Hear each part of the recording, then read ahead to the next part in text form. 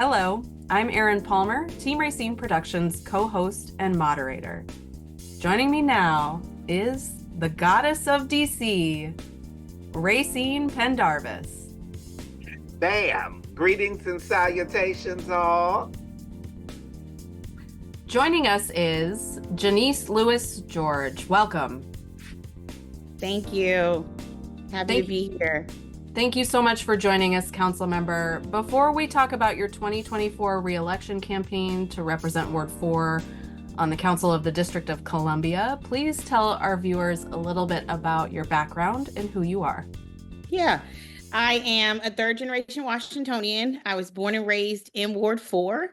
I'm a proud DC public school graduate, a proud Howard University School of Law graduate.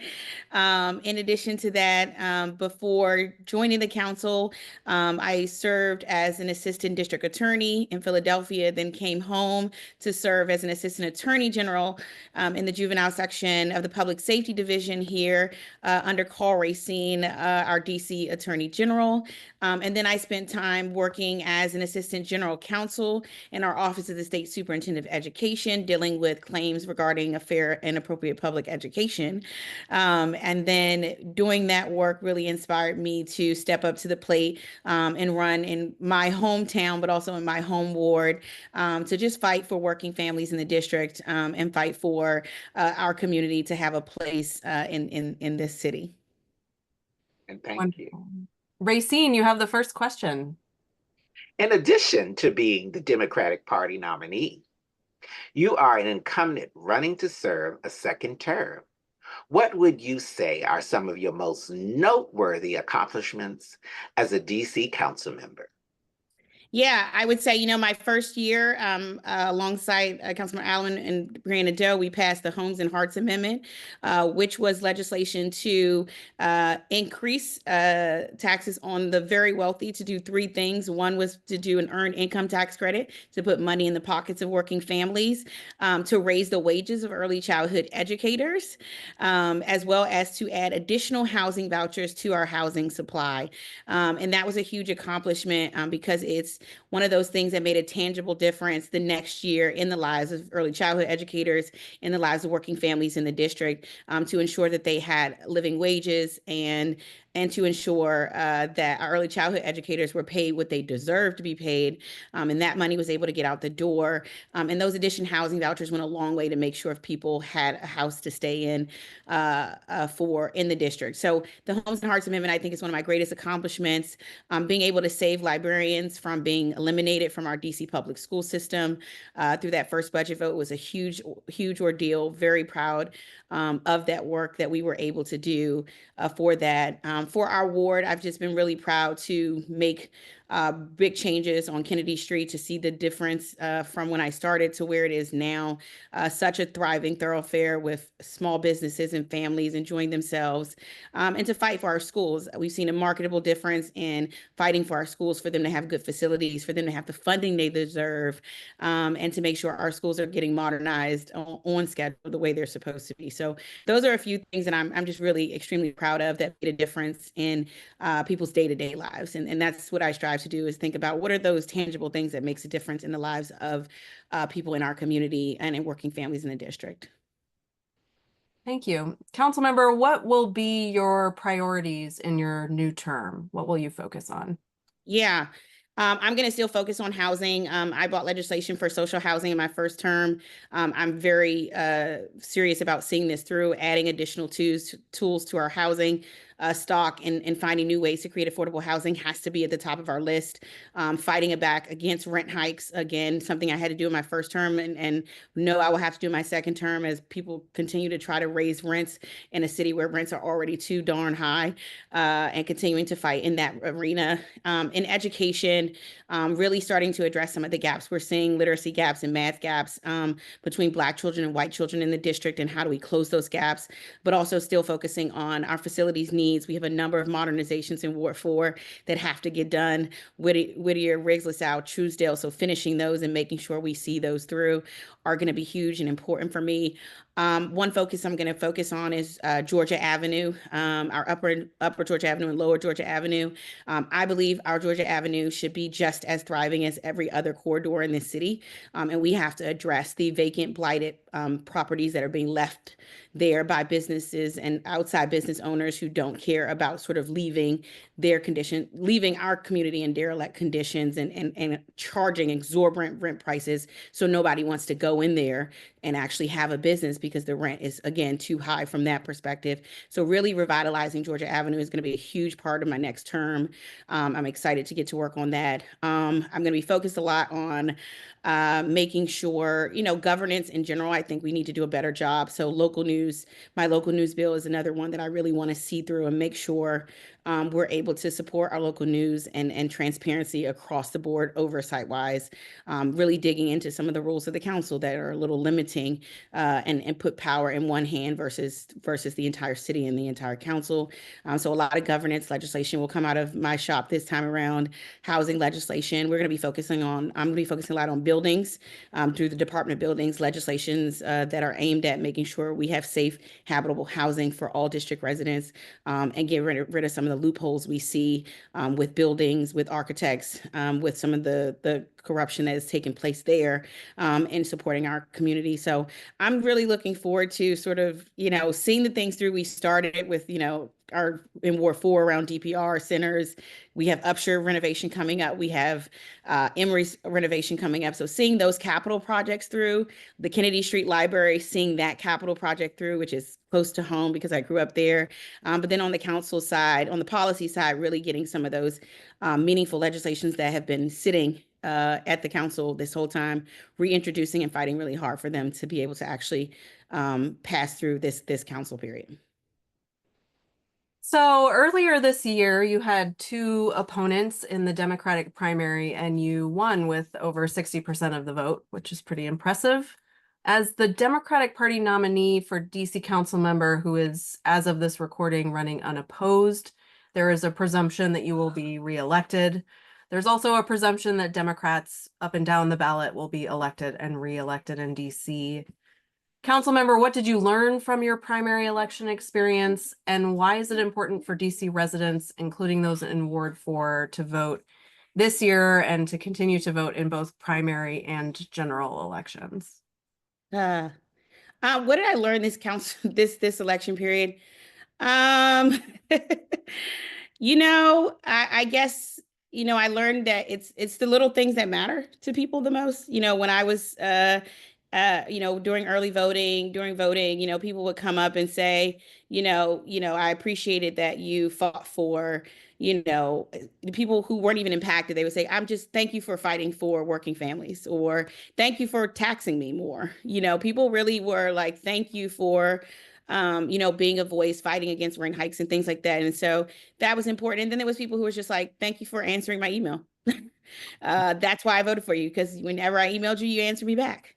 And so I think it was really realizing it's the big and the little things and the large things that go a long way with people, and why, and to keep that mindset, it's, people just remember the ways you make them feel, but also they remember the little things you do for them as much as they remember the big things. And sometimes I can focus a lot on like the policy things, and people are like, no, it's the fact that I see you in community, like that's all that matters, that's what matters to me. So just remembering to keep those things in mind, that showing up in community is just as important as showing up, for the policy and the work that we do, and just continuing to find that balance is important. So I think that's the biggest thing I learned, and to just stay hydrated is probably. I almost passed out like twice this election period in the middle of a like meet and greets. I'm like, I am about to faint. Yeah, drink water. So yeah, also. But also do a remind, better job. yeah, there's a second part of this question, which was quite long. I have to apologize Yes. for that, which is if you can talk to our viewers about why voting is important. Yeah, I mean, a few things. I just want to say this election period is critical. The presidential election specifically is critical for Washington, D.C., because, Donald Trump has stated previous times, multiple times in speeches, that if he is reelected, he will bring back eliminate home rule, which is the charter that allows us to govern ourselves, to have local elections. The Republican Party actually voted in their convention to take away DC autonomy, bring back the local control board. That's a part of their platform. So if you go on the RNC platform, it literally says take control over Washington, D.C. So while we're talking about our votes in this regard, if the Republicans get back in office, particularly Trump, that means we are absolutely at risk of losing our local autonomy. And that's just not me as a council member. That's the mayor. That's all of our local elected officials. So this year for us is a fight for home rule. And people are, we say statehood. Statehood is a fight that is a long-term fight that we're fighting to get recognized as state. But home rule, that in January, that's an immediate impact. The first 90 days, Trump has said he will put a federal control board back in front of the District of Columbia and take away our autonomy. So that means all of our positions go out the window, and you have Republicans running your local government at that point. And so from all of the issues we care about deeply have the impact, the ability to basically be rolled back with the federal control board. So this election for DC is about really not us just coming out to vote, but really getting people to vote in swing states across the country. Like, we need Pennsylvania to come through for us, North Carolina, like we need Ohio, we need Florida, we need Texas. So this vote for us is a vote to whether we're going to continue to have our own autonomy over our local affairs, or we're going to have to submit to a federal control board of appointees by a Republican Trump presidency, which could be devastating for the progress. We argue a lot like within DC, but we've made a lot of progress as a city. I mean, we have one of the best universal pre-K programs. We have literally one of the highest minimum wages. We have 12 weeks paid family leave. All of these are things we have fought for and are, top of. But if we get a Republican federal control board, a lot of these things can be rolled back.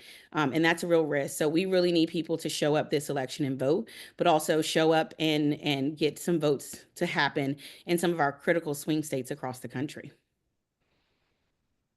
And when does voting begin? Well, ballots come out actually September 30th. So it's like literally a couple of days from now, we will be getting our ballots in the mail. So as soon as you get your ballot, you can actually vote and be able to do that, which will be great for us to do the early voting. And then election day is obviously on Tuesday, November 5th. Is that 5th? Yes, Tuesday, November 5th. Early voting, I believe, is starting 10 days before then. And we will also have our ballot boxes back, which is my favorite thing, where we have ballot boxes across the district that you can drop off your ballot to any of those drop boxes. So, I mean, literally less than 10 days away, you will start getting ballots in the mail, and it's time to vote.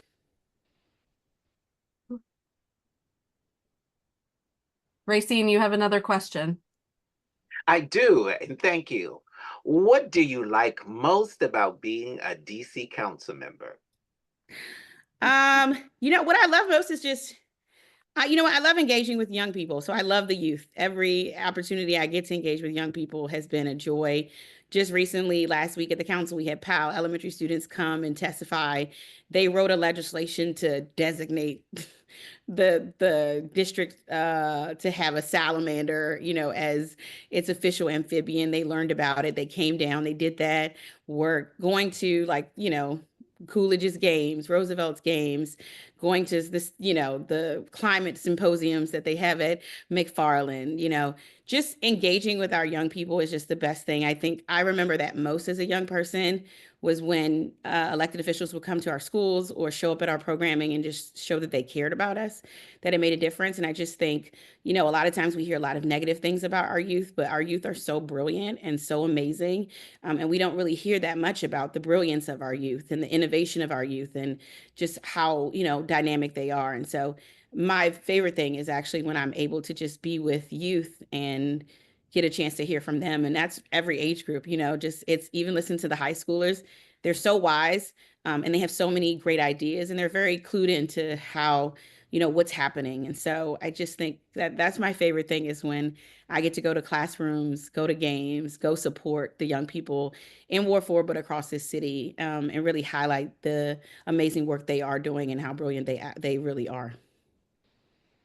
That's a very lovely note to end on. Councilmember, please tell our viewers how they can learn more about you and support your campaign.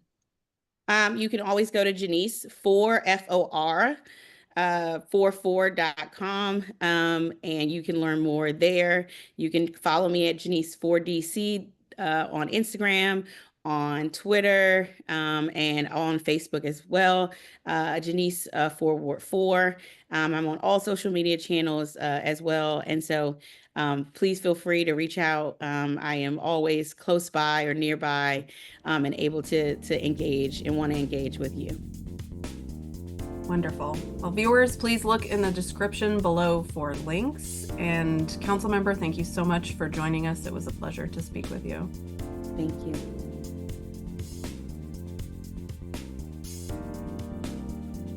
To those watching, please follow Team Rayceen on social media and subscribe to the Team Rayceen YouTube channel.